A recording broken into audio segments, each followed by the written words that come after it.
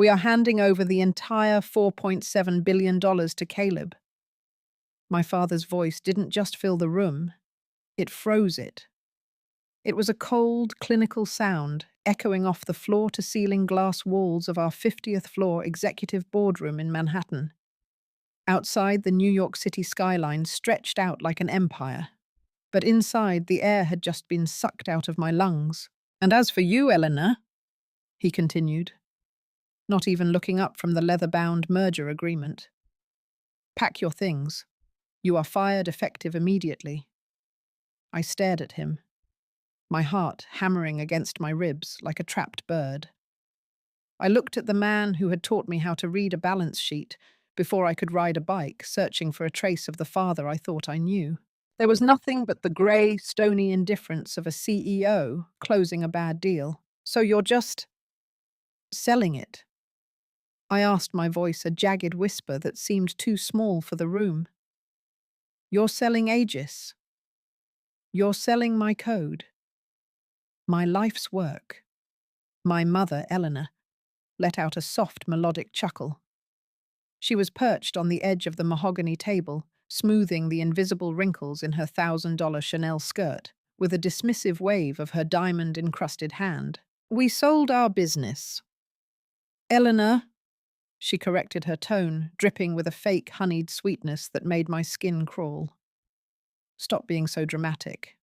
It's a liquidity event. Accept reality and try to exit with some shred of grace, dear." Beside her sat Julian, the lead representative from the buying consortium. He was a shark in a charcoal suit, a man who had seen 1,000 hostile takeovers. But even he looked slightly uncomfortable with the brutal family dynamic playing out in front of him. He shifted in his seat, his eyes darting toward the door. But my father didn't care about Julian's comfort. He snapped his fingers, a sharp, authoritative sound that signaled the two burly private security guards waiting by the heavy oak doors. "My name is Elena Vance. I am 29 years old. And until 5 minutes ago, I was the lead quant and architect of the most sophisticated high-frequency trading algorithm on Wall Street. I built the engine that just made my family the wealthiest dynasty in the city. Before I tell you how they tried to erase me, let me know in the comments where you're reading this from. And hit that like button if you've ever had your hard work stolen by the very people who were supposed to have your back." The guards didn't wait. They stepped forward with a synchronized mechanical precision. They didn't give me a second to process the betrayal. One of them gripped my left bicep with a hand like a vice, while the other stood inches from my right side, crowding my personal space. They weren't treating me like the founding scientist of the firm. They were treating me like an industrial spy caught with a thumb drive in the server room. "I can walk?" I snapped, shrugging them off with a flash of the Vance temper I had inherited from my father. I maintained my dignity, chin up and shoulders back, as I walked out of that glass boardroom. But the moment the doors hissed shut behind me, the reality hit. The hallway of Vance Global, usually a hive of frantic energy and ringing phones, was deathly silent. Dozens of analysts and traders, people I had mentored. People I had stayed up with until 4 a.m. during market crashes, suddenly found their monitors incredibly fascinating. No one dared to make eye contact. The social contagion of my downfall had already spread. In the world of high finance, failure isn't just a loss. It's a leprosy. "Let's get a move on, genius," a voice sneered from behind me. I didn't have to turn around to know it was Caleb. My older brother.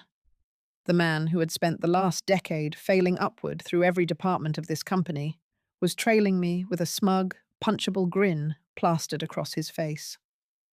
He was wearing a custom Italian silk suit that probably cost more than my first 4 years of tuition, paid for entirely by the bonuses generated by my algorithms. He clapped his hands together, a sharp, mocking sound that echoed through the open-plan office. "Clock's ticking, L," he said, his voice loud enough for the entire floor to hear. "We've got a multi-billion-dollar handover to finalize with the Goldman guys today, and right now you're officially trespassing on Vance Global property." I reached my office. It wasn't the corner suite I had been promised 3 years ago. despite the fact that Aegis, the algorithm that predicted the 2024 market dip with 99% accuracy, was birthed in this room. My parents had always insisted I stay in a modest, windowless nerd cave in the tech wing. They claimed the corner offices were reserved for client-facing rainmakers like Caleb. Now a cheap, flimsy cardboard box sat squarely on my desk. It was an insult in physical form. My mother strolled into the room right behind Caleb. She leaned against the doorframe, her hair perfectly blown out, watching me with an expression of pure disdain, as if I were a stain on her expensive rug that she was finally getting around to cleaning. "Don't take all day, Elena," she snapped, checking her Cartier watch. "We have a celebration dinner booked at Le Bernardin tonight, and I refuse to be late because you're dragging your feet and playing the martyr." I picked up a framed photograph of my dog and placed it carefully into the box. My hands were shaking, but I forced them to be still. "You're really doing this?" I said, my voice finally steady, vibrating with a cold, hard clarity. After 5 years. 5 years I spent in the basement of our old Greenwich house, writing the base logic from scratch, while you two were yachting in the Mediterranean. I looked at Caleb. I debugged the neural networks on Christmas Eve, while you were expensing $10,000 bottles of Cristal to the corporate account in St. Bart's. You don't even know what a stochastic gradient descent is, Caleb. You can't even open a terminal window. Caleb laughed a harsh, jagged sound. He walked right up to my desk, snatched the employee ID badge right off my lanyard, and dropped it straight into the trash can. "You always were a dramatic little drone," he said, leaning over my desk until I could smell his expensive cologne. "That's exactly Taisao. Mum and Dad run the board, and you just push buttons. You seriously thought you owned any of this? You were just an employee, Elena, an overpaid one at that." I looked at my mother, searching for a shred of maternal instinct, a hint of guilt, or even just a flicker of, "I'm sorry it had to be this way." And there was absolutely nothing. She simply buffed a fingernail on her sleeve with a bored expression. "You were given a wonderful opportunity to work for the family name," Patricia said smoothly. "But you always had this arrogant streak. You thought because you typed up some math equations you were suddenly our peer. Your father and I took the financial risks. We built the brand. Caleb managed the critical relationships that actually turn code into cash. You were just the hired help who got a little too big for her Louboutins. The sheer audacity of it was staggering. They had taken 0 risks. I had used my own inheritance from my grandmother to buy the first high-speed servers. I had worked for a sub-market salary for years, while they drained the company's liquidity to fund a lifestyle of private jets and Hamptons estates. Caleb hadn't managed a single relationship. He just showed up to the closing dinners to shake hands and take credit for the technical decks I had spent weeks preparing for him. "So, 4.7 billion, I said, placing my favorite coffee mug into the box. "And you're giving the keys to the kingdom to the golden boy who failed intro to econ twice. He is the vice president of global sales," my mother corrected sharply, her voice echoing down the hall. "He is the face of this enterprise. He is a natural-born leader. You, on the other hand, have always lacked social grace and the vision. We are simply correcting a mistake today, Eleanor. We are ensuring the wealth goes to the child who actually knows how to carry the Vance legacy into the next generation." She stepped closer, her eyes narrowing.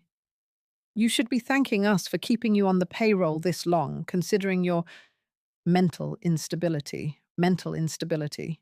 That was the toxic phrase they always pulled out like a weapon whenever I demanded equity or a seat at the table. If I asked for my fair share of the carry, I was acting hysterical. If I complained about working 100-hour weeks while Caleb was on a ski trip in Aspen, I was bipolar. They had systematically isolated me, making sure I poured every ounce of my soul into the code, while they secretly restructured the corporate bylaws behind my back to ensure I had 0 voting rights. I closed the flaps of the cardboard box. The security guards stepped closer, their shadows looming over me. I looked at Caleb, who was already adjusting his silk tie in the reflection of my office window, probably dreaming about the new penthouse he was going to buy in Central Park South. Then I looked at my mother, who was glaring at me as if I were a pest that had finally been exterminated. I didn't scream. I didn't cry. I didn't beg for my job back. I simply picked up the box. "Enjoy your dinner," I said, walking right past them. As I rode the elevator down to the lobby, flanked by the silent guards, I realized I didn't even have my car keys anymore. They had recalled the company Tesla yesterday for a software update. They had planned this ambush with the precision of a military strike. I stepped out onto the sidewalk of Park Avenue. The cold New York wind hit my face, carrying the scent of rain and exhaust.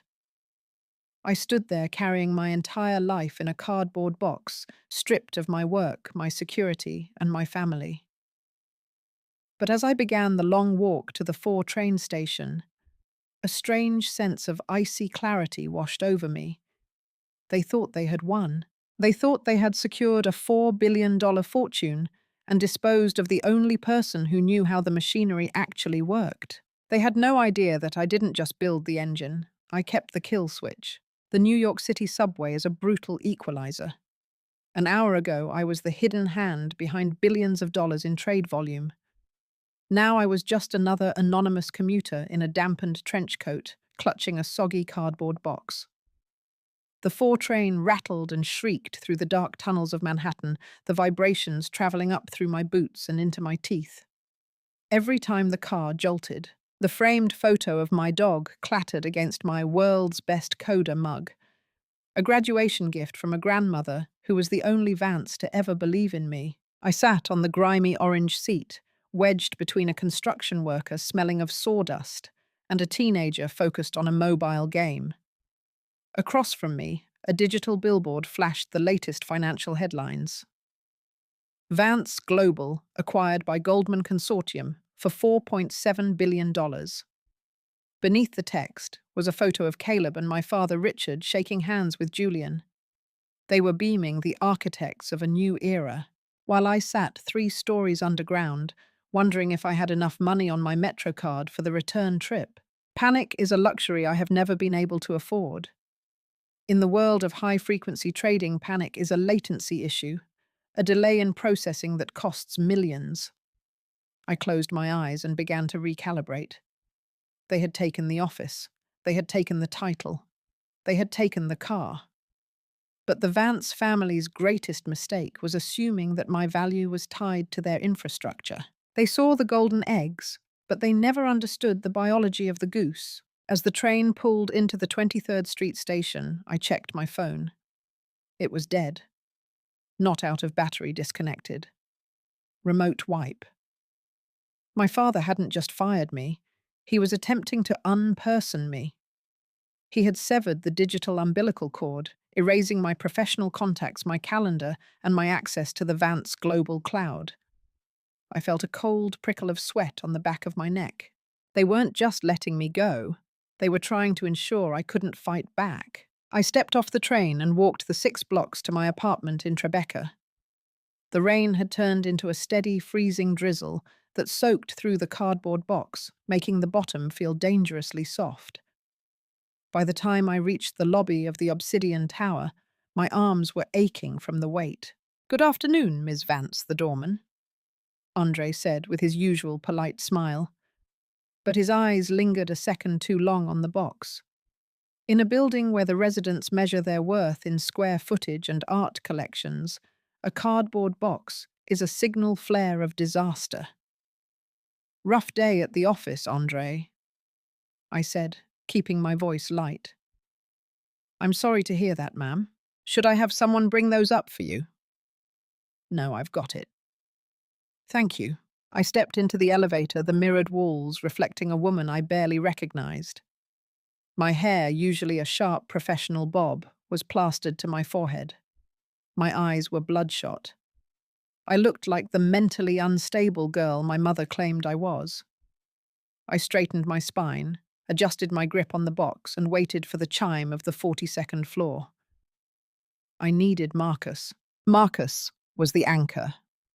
As a top-tier litigation attorney specializing in high-stakes corporate divorces, he knew where the bodies were buried in every boardroom in Manhattan. We had been engaged for 8 months, and for every one of those months, he had been my strategist. He was the one who told me to keep a paper trail. He was the one who promised that once the buyout happened, we would take our share and start our own firm, Vance and Thorne Strategic. It was more than a romantic partnership.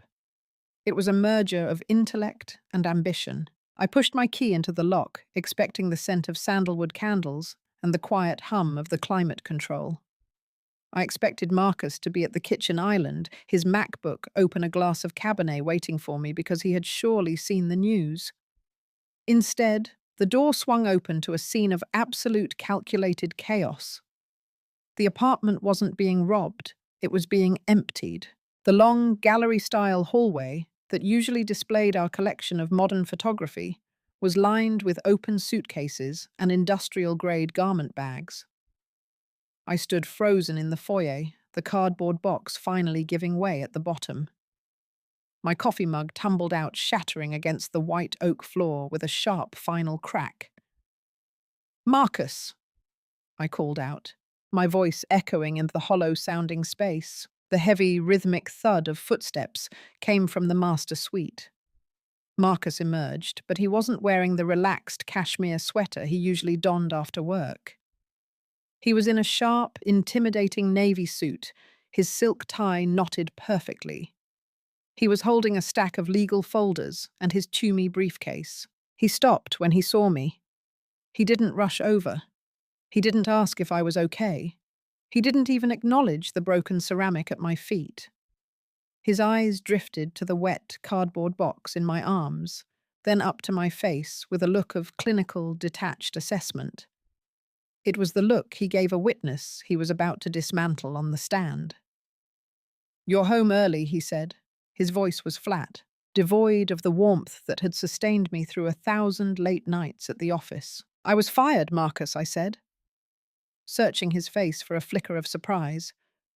"Caleb and my father, they sold Aegis. They kicked me out. They had security escort me to the sidewalk." Marcus let out a short, dry exhale that might have been a laugh in a kinder world. He walked past me into the kitchen and set his briefcase on the marble counter. "I know, Elena. Caleb called me 2 hours ago." The air in the room felt suddenly very thin. "Caleb called you? Why would Caleb call you before I did?" Marcus turned around, leaning against the counter.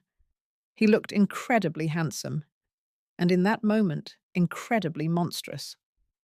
Because Caleb is the new CEO of Vance Goldman Holdings. And he realized that he needs a general counsel who actually understands the proprietary nature of the Aegis transition.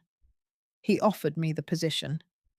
Partner track $5 million signing bonus and a seat on the executive committee. I felt a roar of static in my ears. "And you took it, Marcus. They just stole my life's work. They are trying to gaslight me into a psych ward to keep me from claiming my equity. You're my fiancé. I was your fiancé. Eleanor," he corrected, his voice as sharp as a scalpel.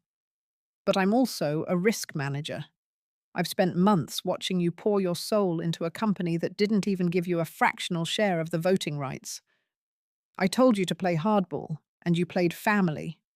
You made yourself a liability." He walked over to the entryway table, picked up a small velvet box, and slid it across the marble toward me.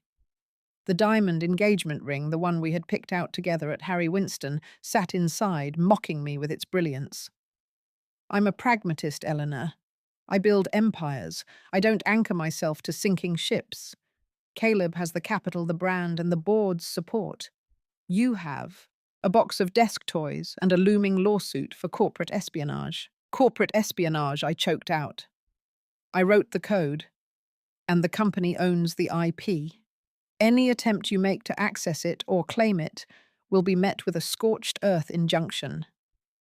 "I know because I'm the one who drafted the filing this afternoon." I looked at him. really looked at him and realized that I had been the only one in this relationship who wasn't trading on insider information. He hadn't been rubbing my shoulders at 2 a.m. out of love. He'd been doing it to monitor the progress of the asset he intended to manage. The shock was passing, replaced by something much colder and much more dangerous. My brain, the part of me that could process millions of market variables in a millisecond, began to strip away the emotion. Marcus Thorne was no longer a partner. He was a hostile variable. "You're leaving," I stated, my voice losing its tremor. "The movers will be here for the rest of my things tomorrow," he said, checking his watch. "I've already spoken to the building's management. Since the lease is in the name of the Vance Global subsidiary, and you are no longer an employee, you have 48 hours to vacate." He grabbed his briefcase and moved toward the door. He paused for a moment, his hand on the handle, looking back at me with a strange, condescending pity. "Don't take it personally, Elle. It's just business. You were a brilliant coder, but you were a terrible Vance. You never learned that in this city, you're either the one at the table or the one on the menu." He opened the door and stepped out into the hallway. The click of the door closing was the quietest sound I'd heard all day. Yet it felt like a bomb going off. I stood in the center of my silent, half-empty penthouse. The rain lashed against the windows. I was alone. I was broke. I was homeless. My family had sold me and my lover had liquidated me. I walked over to the kitchen island and picked up the laptop Marcus had left behind, his personal one, not his work-encrypted machine. He had been in such a hurry to pack his designer suits that he hadn't noticed he'd left it logged in. I didn't cry. Tears are an inefficient use of moisture. Instead, my fingers began to fly across the keys. "You're right about one thing, Marcus," I whispered to the empty room. "I am a terrible Vance, because a real Vance would try to sue you." I bypassed his basic security in less than 90 seconds. I wasn't looking for his emails or his bank accounts. I was looking for his master strategy folder. Marcus was a narcissist. He kept digital trophies of every deal he'd ever closed. And there it was, a subfolder labeled Project Icarus. I opened it and felt a grim smile tug at the corners of my mouth. It was the full, unredacted breakdown of the Vance-Goldman merger. It contained the one thing Caleb and my father didn't know: Marcus had kept the original, unoptimized data logs of the Aegis test runs. I saw the flaw immediately. It was a tiny, microscopic error in the predictive logic, a ghost in the machine I had intentionally left in the beta version as a placeholder. I was the only person on Earth who knew that under a specific set of market conditions, say a sudden volatility spike in the Asian markets, the algorithm wouldn't just trade, it would cascade. It would sell everything in a blind feedback loop panic. I had planned to fix it the week of the buyout. I looked at the clock. The Tokyo Stock Exchange opened in 4 hours. My family thought they had bought a $4.7 billion money tree. Marcus thought he had hitched his wagon to a star. They had no idea that they were holding a thermal detonator, and I was the only one with the cooling vent schematics. I didn't need a lawyer. I didn't need an apartment. I just needed a high-speed connection and a very large cup of coffee. The Vance global empire was built on my mind. And tonight I was going to show them exactly what happens when the architect decides to pull the foundation. I pulled a hidden, encrypted satellite hotspot from the false bottom of my cardboard box. I sat down on the floor amidst the broken ceramic of my world's best coder mug. "Let's play Caleb," I whispered. "Let's see how much that vision is worth when the screen turns red." The air in the penthouse was stale, vibrating with the low-frequency hum of my satellite hotspot.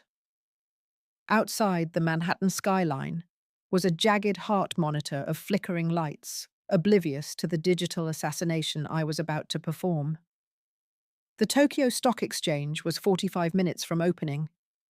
In the world of high finance, that's an eternity. For a woman with a cardboard box and a grudge, it was a countdown, I sat cross-legged on the hardwood floor. The cold seeped through my jeans, but I didn't feel it. My focus was narrowed down to a 13-inch screen. Marcus's laptop was a goldmine of arrogance. He hadn't just saved the merger documents. He'd saved a digital copy of the master key, the administrative bypass I had designed for Aegis, in case of a catastrophic server failure. He probably thought it was a trophy. In reality, it was the remote detonator. I bypassed the dual authentication layers of the Vance global mainframe.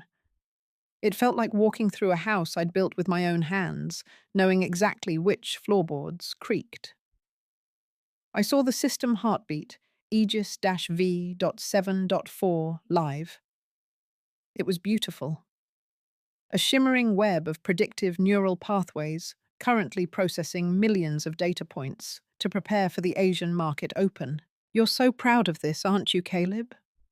I whispered, my fingers dancing across the keys. "You think you can just drive the car without knowing how the internal combustion engine works?" I didn't delete the code. That would be too simple, too easy to fix. Instead, I injected a logic bomb, a dormant strain of code designed to trigger only under a specific, improbable set of circumstances. I set the trigger to a 2% fluctuation in the Nikkei index, combined with a specific trading volume of yen-backed securities. Under these conditions, Aegis wouldn't just trade, it would interpret every buy signal as a catastrophic sell. It would create a feedback loop, a digital whirlpool that would suck in every dollar of Vance Global's liquidity to hedge against a crash that Aegis itself was creating. As I hit enter, a small notification popped up on the bottom of the screen. System update pushed. Deployment successful. The door to the penthouse clicked open. I didn't jump. I didn't close the laptop. I knew that heavy, arrogant stride anywhere. Marcus was back. He stood in the entryway, his eyes scanning the darkened living room until they landed on me sitting in the shadows of the kitchen island. "I forgot my backup drive," he said, his voice tight with irritation. Then he saw his laptop in my lap. His face went from annoyed to livid in less than a second. "What the hell are you doing, Elena?" "Get off my machine." He lunged for me, but I didn't move. I just turned the screen toward him. "You really should be more careful with your master strategy folder, Marcus," I said, my voice as cold as a January morning in the Hamptons. "Did you know that you left the administrative bypass for Aegis in your downloads?" It was very helpful. Marcus froze his hand, outstretched. He looked at the lines of scrolling green text, his legal brain trying to translate the technical slaughter. "What did you do, Elena? If you touched that code, you're going to prison for the rest of your life. I'll make sure of it." "Prison?" I laughed, and for the first time in years it felt genuine. "Marcus, I didn't steal anything. I just pushed a maintenance update. Check the logs. It's signed with your credentials. If Aegis fails tonight, the SEC won't be looking at the fired coder. They'll be looking at the new general counsel who had the keys and a motive to sabotage the transition." "You're bluffing," he hissed, but his eyes were darting toward his phone. "Caleb has the best tech team in the city. They'll see it." "Caleb's tech team are yes-men who can barely troubleshoot a printer." I said, stood up and tucked the laptop under my arm. "They won't see it until the Nikkei hits the floor. And by then, Vance Global will be a $4 billion crater."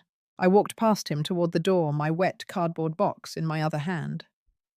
"Where are you going?" he shouted. "To find a hotel with better coffee," I said, not looking back.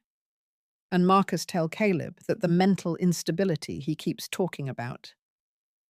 It's actually just a very high tolerance for risk." I walked out into the hall, leaving him standing in his empty, stolen penthouse, staring at the ghosts of a deal that was already dead. By 3 a.m., I was checked into a nondescript Marriott in Long Island City. It wasn't the Four Seasons, but it had a stable Wi-Fi connection and a desk that didn't smell like betrayal. I tried to use my black Amex to pay for the room. Declined. I tried my Chase Sapphire. Declined. Even my emergency debit card, the one I hadn't touched in 3 years. Account frozen. The hotel clerk looked at me with a mix of pity and suspicion. I looked like a runaway, expensive clothes, messy hair, and a box of junk. "Is there a problem, ma'am?" he asked, his finger hovering over the phone. "Just a fraud alert." I lied smoothly, my heart racing. "My bank is overzealous. Let me try this one." I pulled out a dusty silver card from the back of my wallet, a business credit card for Vance Quant, LLC, a small shell company I had set up years ago to buy server parts. My father had likely forgotten it existed. Accepted. I got to my room, collapsed onto the starched white sheets, and checked the markets. Tokyo was open.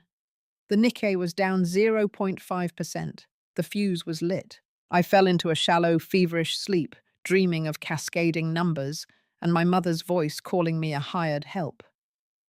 When I woke up at 8 a.m., my phone, the cheap burner I'd bought at a CVS, was vibrating off the nightstand. It was a voicemail from my father. "Eleanor." His voice was a low, dangerous rumble. "I don't know what you think you're doing, but the FBI is currently at our offices. They received an anonymous tip about irregularities in our Asian portfolio. If you have anything to do with this, I will personally see to it that you never work in this industry again. Call me, now." I deleted the message. I opened my laptop. The news was everywhere. Vance. Global stock plummets as Aegis system malfunctions. Billions in asset value wiped out in Tokyo overnight. The logic bomb had worked better than I'd hoped. Aegis had interpreted a minor currency fluctuation as a signal to liquidate everything. It had sold off billions in blue-chip stocks at a fraction of their value, crashing the market and triggering an automatic freeze on Vance Global's trading privileges. I felt a surge of adrenaline, but it was quickly replaced by a cold realization. I was now a fugitive. My father wasn't just bluffing about the FBI. In their eyes, I was the disgruntled employee who had sabotaged a multi-billion-dollar merger. I needed a lawyer, but not just any lawyer. I needed a shark who hated my father more than they loved money. I spent the next 4 hours navigating the encrypted web, moving what was left of my Vance Quant funds through a series of offshore mixers to keep them from being frozen. I was down to my last $50,000 a pittance in this world, but enough to buy a few days of anonymity. Around noon, a new headline broke: "Caleb Vance under investigation for securities fraud." The anonymous tip I'd sent the SEC before leaving the penthouse had included the falsified profit reports I'd found on Marcus's laptop. I hadn't just broken their toy. I'd revealed that the toy was built on lies. But then my screen flickered. A video call request popped up. No ID, no origin. I answered. It was my mother. She wasn't in the boardroom anymore. She was in the back of a chauffeured SUV, her face pale, her perfect hair finally showing signs of disarray. "Eleanor," she whispered, her voice trembling. "You have to stop this. Your father, he's having a heart attack. The feds are at the house in the Hamptons. They're seizing everything, even my jewelry."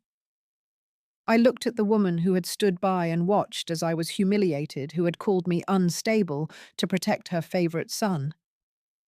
"Did you call me to ask how I am, Mum?" I asked, my voice flat. "Did you call to ask where I'm sleeping tonight? Don't be cruel, Eleanor. We are your family. If the Goldman deal falls through, we are bankrupt. We will lose the Vance name. Everything we worked for. Everything I worked for you mean I corrected. You and Dad worked for the image. Caleb worked for the ego. I worked for the reality. And the reality is you sold a lie." "We'll give you whatever you want," she pleaded, a tear finally escaping and ruining her mascara. 10 million. 20. Just fix the code. Tell the SEC it was a technical glitch. Save your brother. Caleb isn't worth saving, Eleanor. And neither is the Vance name. It's a brand built on theft. "You're a monster," she hissed, the mask finally slipping. You're just as cold as your father. I should have known you'd turn on us. I didn't turn on you, I said, leaning into the camera. I just stopped holding up the ceiling. Enjoy the rubble. I disconnected the call. I stood up and walked to the window of my hotel room. Across the East River, the towers of Manhattan glittered like fool's gold. I knew that within the hour, my face would be on every news cycle. I was the ghost of Wall Street, the woman who had deleted a dynasty overnight. My father was right about one thing: I would never work in this industry again. But I didn't want to work for the industry. I wanted to own the wreckage. I opened a new tab and typed in a web address I hadn't visited in years. It was a private invitation-only forum for black hat financial engineers, the ones who lived in the shadows and played the markets like a video game. User Vance message. The Aegis architecture is open for bidding. Who wants to see the world burn? The responses started flooding in within seconds. The liquidation was just beginning. And for the first time in my life, I wasn't the employee. I was the broker. The neon hum of Long Island City filtered through the cheap blinds of my Marriott room, casting rhythmic bars of light across the carpet. I hadn't showered in 24 hours. My expensive silk blouse was wrinkled, a relic of a life that had ended yesterday. But as I watched the bids roll in on the encrypted forum, I felt a surge of cold electric clarity. The Black Hat Forum, a digital underworld known as the Dark Pool, was alive with frantic activity. To the outside world, I was a disgraced heiress on the run. To these people, the mathematical outlaws and shadow brokers of the global economy, I was a goddess who had just performed a miracle. I had deconstructed a $5 billion fortress with a single laptop and a cardboard box. My phone buzzed. It was a restricted number. I knew it wasn't my mother this time. She was likely too busy watching the feds inventory her Birkin bags. "Elena Vance," a voice said. It wasn't my father. It was Julian, the man from the Goldman Consortium. He sounded tired, but there was a sharp edge of respect in his tone that hadn't been there in the boardroom. "Julian," I said, leaning back against the headboard. "I assume the merger is off. Off, Eleanor." "The merger is radioactive.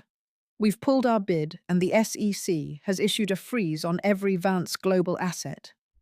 Your brother is currently being questioned at the Southern District, and your father is under medical observation with 2 federal agents at his door." "Sounds like a bad day for the Vance name," I replied, watching the Nikkei index continue its death spiral on my screen. "Listen to me," Julian's voice dropped to a conspiratorial whisper. "The Goldman board is furious, but I'm not. I'm a hunter, Elena. I know Caleb didn't write that code. I know you did. And I know that the malfunction in Tokyo was too precise to be an accident. You didn't break Aegis. You triggered a defensive protocol." "I have no idea what you're talking about, Julian. I'm just a mentally unstable girl with a box of desk toys, remember? Don't play coy. You're the only person who can stabilize the system before it triggers a total liquidation of the firm's remaining capital. If you come in now voluntarily, I can broker a deal with the Department of Justice.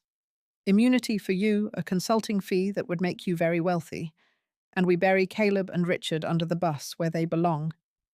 I stayed silent. It was a tempting offer. It was the safe path. I could be the hero, the whistleblower who saved the market. "And who owns the IP? After I stabilize it?" I asked. "Goldman, of course, as part of the distressed asset acquisition. So I trade one set of masters for another." I felt a familiar coldness settle in my chest. "No thank you, Julian. I'm done being the engine in someone else's car. If you want Aegis, you'll have to buy it from me. At my price. On my terms." "You're a fugitive, Elena. You're a bow. You have no leverage. I have the only copy of the source code that hasn't been corrupted by the logic bomb," I said, my voice dropping an octave.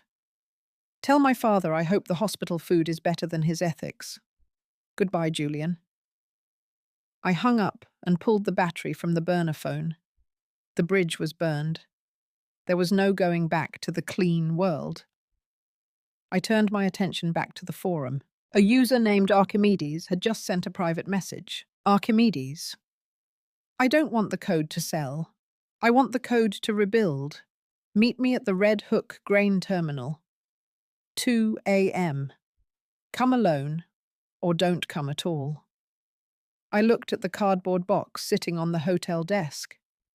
I reached inside and pulled out the one thing I hadn't looked at yet. A small encrypted hard drive tucked into the hollowed-out base of my world's best coder mug. It didn't contain the algorithm. It contained the logs. Every email, every offshore wire transfer, and every hidden ledger Caleb and Richard had used to fund their lifestyles for the last decade. I didn't just have the kill switch for the company. I had the kill switch for the family. The Red Hook grain terminal rose out of the Brooklyn waterfront like a concrete ghost, a massive, decaying relic of an industrial age that New York had long since forgotten. The air was thick with the smell of salt and old rust. I had walked 3 miles from the subway station to avoid being tracked by a rideshare app. My feet ached in my designer flats, but the pain kept me sharp. I was no longer the girl in the boardroom. I was a shadow, moving through shadows. The terminal was a maze of rusted iron and crumbling stone. I followed the light of a single flickering bulb near the water's edge. Standing there, silhouetted against the dark expanse of the harbour, was a figure in a heavy navy pea coat. It wasn't a hacker. It wasn't a criminal. It was Sylvia. My father's lead intellectual property attorney, the woman who had drafted my non-compete agreement 5 years ago. "You're late," she said, her voice cutting through the wind. "I had to make sure I wasn't being followed by Marcus's new colleagues," I said, stopping 10 feet away. "Why the theatrics, Sylvia? You could have just called." "Your father has every line to this city tapped, Eleanor. Even from a hospital bed, Richard Vance is a dangerous animal. And Caleb. Caleb is desperate. Desperate men do stupid things." She stepped into the light. She stepped into the pill. She looked exhausted. "I saw what you did to the Nikkei. It was brilliant. It was also a felony. It was a reclamation," I corrected. "They stole my life. I just took back the interest." Sylvia sighed, a cloud of white vapor in the cold air. "I didn't come here to arrest you. I came here because I'm the one who helped them hide the assets. I'm the one who rewrote the bylaws to strip you of your rights. I did it because I thought Richard was a visionary. I realized yesterday he's just a thief who happens to share your DNA." And she reached into her coat and pulled out a thick manila envelope. "This is the condition of return.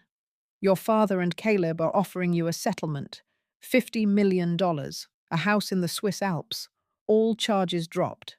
All you have to do is sign over the master key and record a video statement saying the logic bomb was an unauthorized hack by an external group, sir."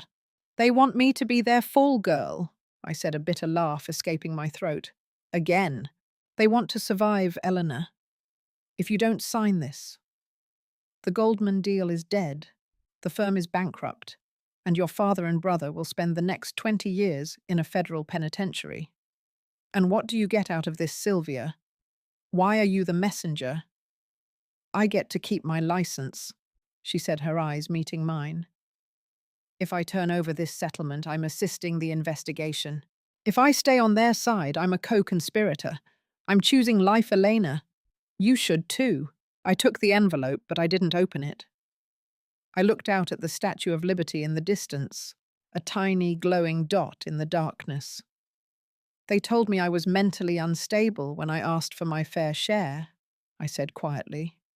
"They told me I was hired help when I built the very foundation of their wealth. Now they want to offer me a golden parachute and a Swiss cage." I looked at Sylvia. "Tell them no." "Eleanor, think about this. 50 million. You can start over. You can be whoever you want." "I already am whoever I want," I said. I walked to the edge of the pier and held the manila envelope over the dark, churning water. I'm the woman who knows where the money is hidden, and I'm the woman who is about to tell the world. I let go. The envelope fluttered for a second before being swallowed by the Atlantic.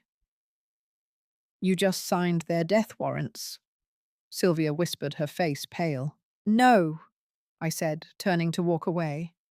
I just finalized their liquidation. Tell Marcus I'm coming for his bar license next. I walked back toward the city, the adrenaline finally fading into a deep, bone-weary exhaustion. But I couldn't stop yet. I had one more stop to make. I found a 24-hour internet cafe in a basement in Sunset Park. It smelled of stale cigarettes and energy drinks. I sat in a back corner, the cardboard box on the floor between my feet, and opened Marcus's laptop one last time. I didn't go to the dark pool. I didn't go to the SEC. I went to the public press.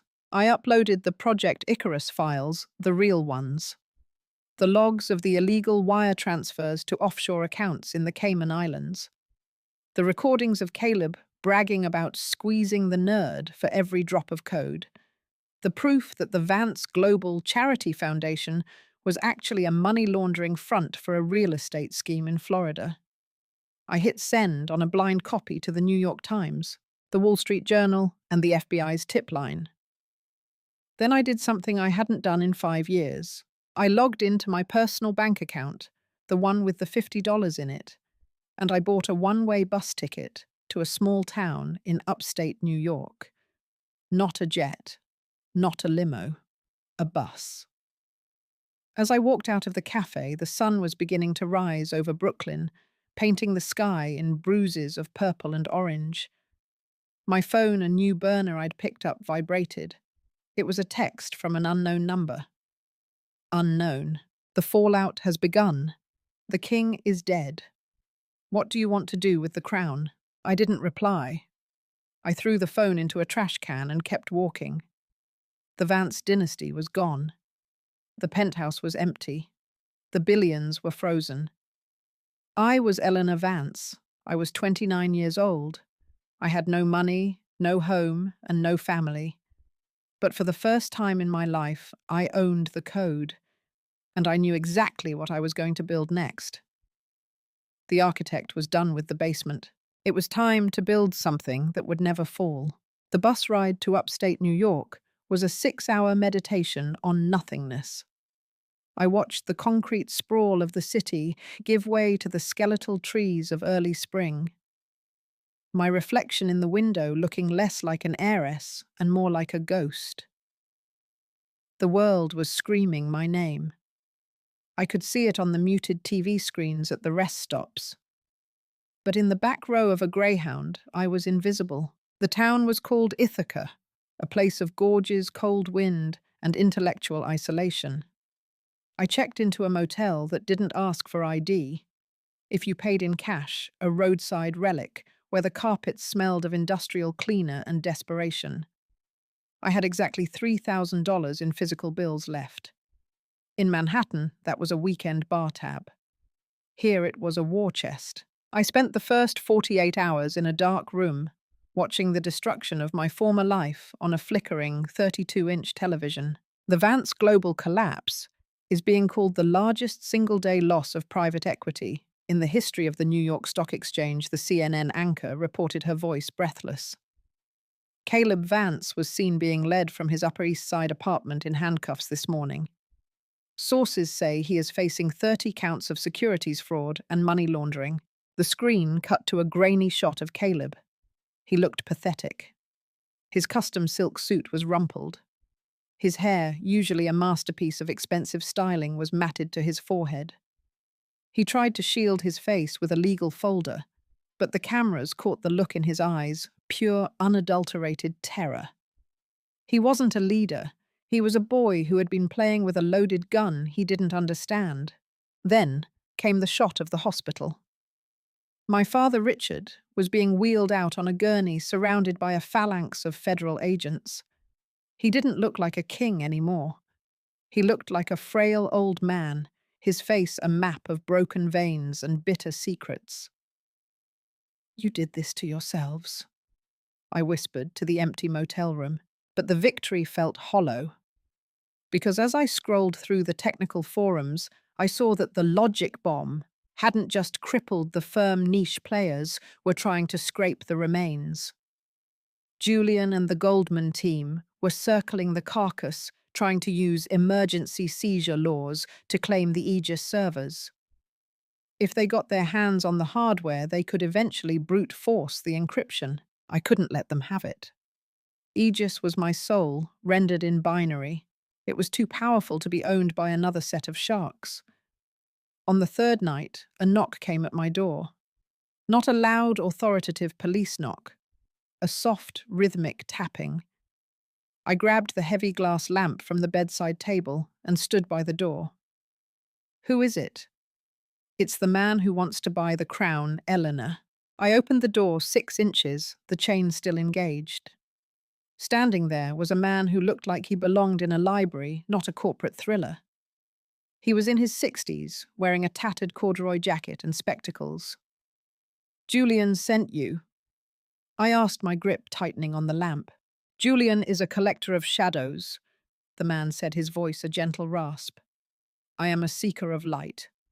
My name is Dr. Aris Thorne. And no, I am not related to your former fiancé. In fact, I am the man Marcus Thorne tried to have blacklisted 10 years ago." I remembered the name. Aris Thorne, the pioneer of ethical AI who had vanished from the public eye after a smear campaign by the big banks. "You're the one who sent the text," I said, unlatching the chain. He stepped inside, his eyes immediately landing on the laptop on the desk. "You didn't just write a trading algorithm, Elena. You wrote a predictive model for human greed. That's why it worked so well. You didn't fight the market. You used its own momentum to break the arms of the people holding the levers." "What do you want?" "I want the source code, but not to trade stocks." He sat on the edge of the only chair in the room. "The logic you used to predict market volatility is the same logic that can predict resource scarcity, climate shifts, and pandemic spreads. You built a tool for the 1%, but its true purpose is for the 99%. And why should I trust you?" "My own mother called me a monster 3 days ago. Because," Aris said, leaning forward, "I know that you left a second kill switch. One that doesn't just crash the system, but wipes the servers clean. You're waiting for the right moment to hit delete and walk away forever. I'm here to ask you to hit upload instead." The news cycle shifted. The FBI had a problem. They had the criminals, but they didn't have the weapon. The Aegis servers were locked behind a 4096-bit encryption that was behaving like a living organism. Every time a federal forensic team tried to penetrate the firewall, the system shifted its architecture. They needed the architect. The Department of Justice issued a public summons. They offered me safe passage to testify against Richard and Caleb. It was a trap, and everyone knew it. Marcus Thorne, now desperate to save his own skin, had turned state's evidence, claiming that I had coerced him into helping me sabotage the firm. He was painting me as the mastermind of a domestic terror plot. I sat in a public library in Ithaca, using a VPN to watch Marcus's televised press conference. He stood behind a podium, looking somber and victimized.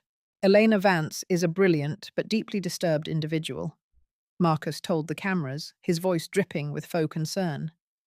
"She became obsessed with the power of the Aegis system. When the family decided to sell, she snapped. She told me she wanted to see the financial world burn as a cleansing fire. I tried to stop her, but she used her access to frame me. I felt a surge of cold fury. He wasn't just stealing my work anymore. He was stealing my sanity." "Ready?" Aris asked, standing behind me. "Ready," I said. We didn't go to the FBI. We didn't go to the DOJ. We went to the one place Marcus and my father couldn't control the open source community. I spent 12 hours in a cramped basement office Ares owned recording a video. I didn't wear makeup. I didn't wear a designer suit. I wore a plain grey hoodie. I looked into the lens and I told the truth. I showed the original timestamps of the code. I showed the emails where I begged for equity and was told I was unstable. I showed the wire transfers Marcus had authorized into his own secret accounts. And then I did the unthinkable. The Aegis system is currently being fought over by the government and the banks, I said to the camera. They want to use it to keep the game rigged in their favor. I won't let them. Tonight, I am releasing the base layer logic of Aegis to the public. I am making it open source. Anyone with a computer can now see how the market is being manipulated. The secret is over. I hit send. The internet exploded. Within minutes, the Project Icarus files were being mirrored on 10,000 servers across the globe. The secret weapon of the Vance dynasty was now public property. The $4 billion valuation of the firm evaporated in an instant. You can't sell a secret that everyone knows.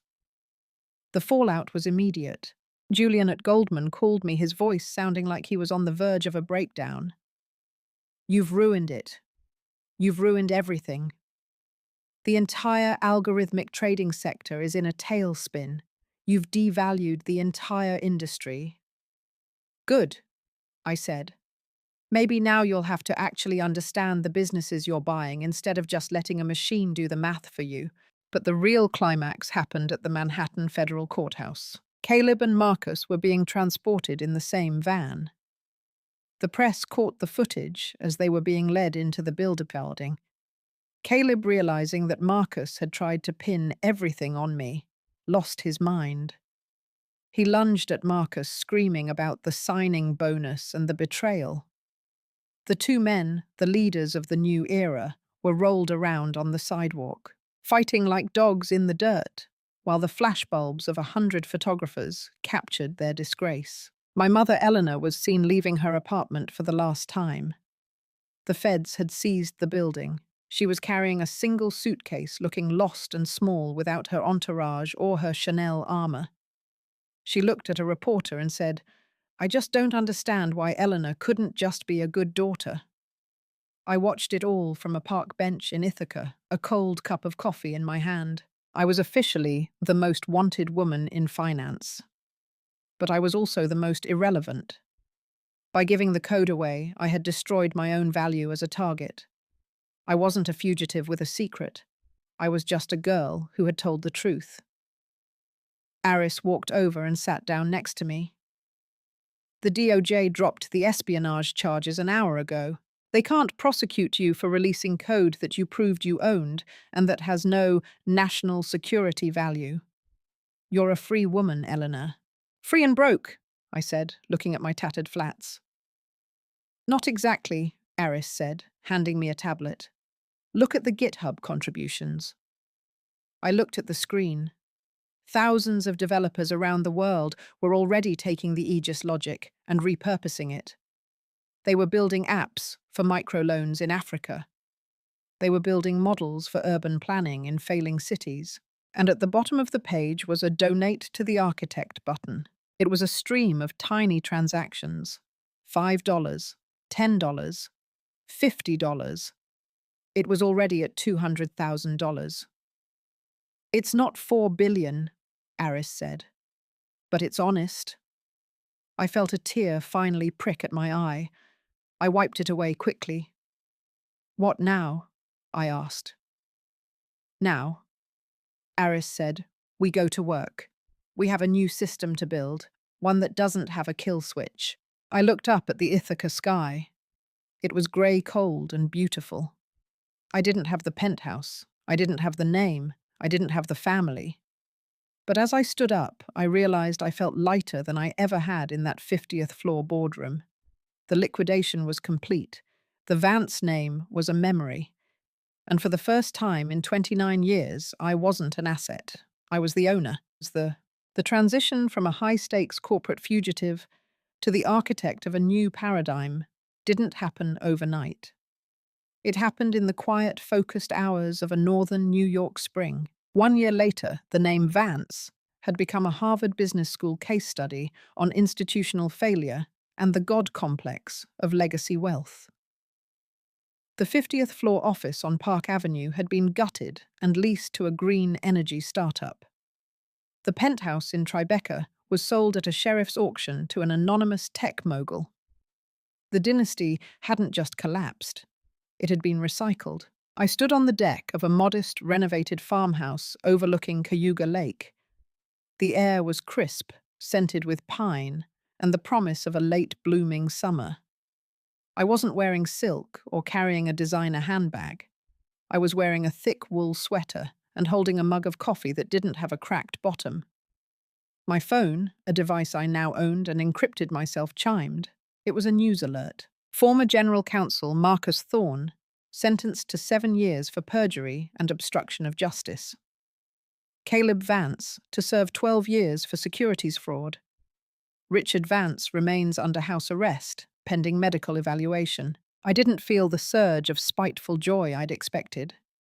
Instead, I felt a profound sense of closure. The liquidation wasn't about the prison sentences or the seized bank accounts. It was about the fact that they no longer occupied a single square inch of my mental real estate. They were figures in a ledger that had been balanced and closed. The beta for Solstice just went live, Aris said, stepping onto the deck with his own laptop. We have 40,000 users in the first 10 minutes, mostly small-scale farmers and independent cooperative banks. The predictive models are holding steady. I turned to look at the screen. Solstice. It was the evolution of Aegis. I had stripped out the predatory, high-frequency trading modules, the parts designed to sniff out and exploit weakness, and replaced them with stability algorithms. Instead of predicting where the market would break, Solstice predicted where it needed support. How are the donations looking? I asked. The foundation has enough to fund the next 3 years of development. Aris smiled. You're officially the world's most successful, penniless CEO. I walked back inside the house, which now served as the headquarters for Solstice.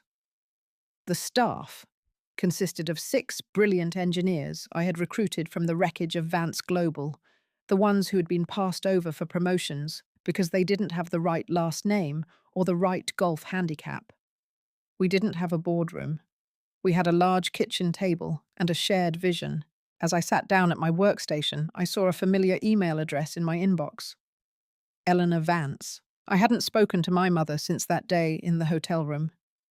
I opened the message. It was short. Elena, I'm living in a small apartment in Florida.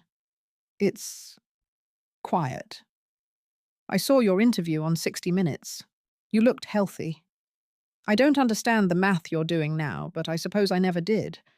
Your brother asks about you. He's not doing well. If you have any of that money left.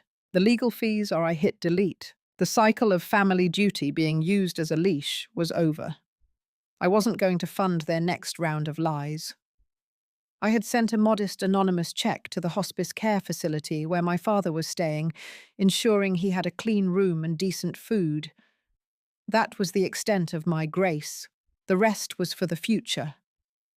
My screen flickered with a private video call request. It was Julian, now a senior partner at a restructured Goldman. Eleanor, he said, his face framed by the familiar opulence of a midtown office.